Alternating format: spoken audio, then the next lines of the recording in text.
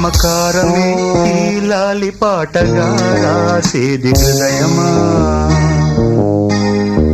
ఉమాదేవిగా శివుని అర్ధభాగమైనాలోన నిలువుమా. శుభ లాలి లాలి జో లాలి లాలి జో, ఉమాదేవి లాలి జో లాలి